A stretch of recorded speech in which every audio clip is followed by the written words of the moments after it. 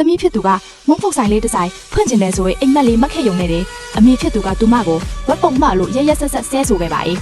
အမေကတမီးဖြစ်သူဝနေတာဟာအဲ့ဒီအိမ်မက်ကြောင့်လို့အဖြစ်ပုံချပြီးဝိတ်ကြလာစေဖို့အတွက်ကလေးမလေးရဲ့အိမ်မက်တွေကိုတစားစီနင်းချေပေးခဲ့တာပါတမီးဖြစ်သူရဲ့စူးစမ်းအထောက်အကူမှန်သမျှကိုလည်းအမေကလုံးဝဥပိ္ပခပြုထားပါတယ်ကလေးမလေးဟာမုံဖုတ်ပညာရှင်တွေစီလိုက်လံအကြောင်းဉာဏ်တောင်းခဲ့တယ်လို့နောက်ဆုံးသူမရဲ့အိတ်ခမ်းလေးကိုပါမုံဖုတ်စတူဒီယိုလေးတစ်ခုအဖြစ်ပြောင်းလဲပစ်ခဲ့ပါတယ်သူမရဲ့စိတ်ကူးစိတ်တန်းနဲ့ဝါသနာအားလုံးကိုပေါင်မုံတွေထဲမှာပေါင်အောထည့်ခဲ့တာပါဒါပေမဲ့အမေကတော့အေးဆက်နဲ့အေးဆက်နေတော့ပါမယ်မုံဖုတ်ပစ္စည်းတွေကိုလည်းအချိန်ပိုင်းအလုပ်လုပ်ပြီးသမီးဖြစ်သူကိုကိုယ့်ပိုက်ဆံနဲ့ကိုဝယ်ခိုင်းခဲ့ပါတယ်သမီးချစ်သူမုံဖုတ်နေလာကိုမြင်တိုင်းအမေကနီးမျိုးစုံနဲ့ဝေးပန်းအဖြစ်တင်လေးရှိပြီးပေါ်ပေါ်ထင်ထင်နဲ့နှာခေါင်းချုပ်အထင်သေးပြခဲ့တာပါနောက်ဆုံးသမီးဖြစ်သူရဲ့ခန္ဓာကိုယ်အချိုးအကြားကိုပါလက်နဲ့တစ်ခုလိုအသုံးချပြီးဒီပေါင်မုံတွေကြောင့်ပဲဝါလာတာလို့တဖွတ်ဖွတ်အဖြစ်တင်ခဲ့ပါတယ်ကလေးမလေးကဘလောက်ပဲစူးစမ်းအမေဖြစ်သူရဲ့စိတ်ကဘယ်တော့မှပျောက်ပြမ်းမလာခဲ့ပါဘူးအမြဲတမ်းအားပြည့်စင်နေရည်အီးနဲ့ပဲဖက်နေခဲ့တာပါ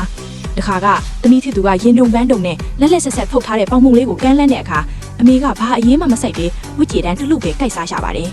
ဒါပေမဲ့အဆိုးဝါးဆုံးနဲ့အရက်ဆက်ဆုံးအခိုက်အတန့်ကတော့အမေဖြစ်သူရဲ့မွေးနေ့မှာရောက်လာခဲ့ပါတယ်ကလေးမလေးဟာ9 နာရီကြာအောင်အချိန်ပေးပြီးခရမ်းဝါနင်းစီပန်းကိတ်လေးတစ်လုံးကိုတီတီချာချာပြုတ်လုပ်ခဲ့တာပါ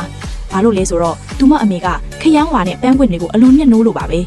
ဒါပေမဲ့အမေကတော့အဲ့ဒီစေတနာနဲ့အိမ်မက်တွေကိုခြေဖနှောက်နဲ့ပိတ်နှင်းပစ်ခဲ့ပါတယ်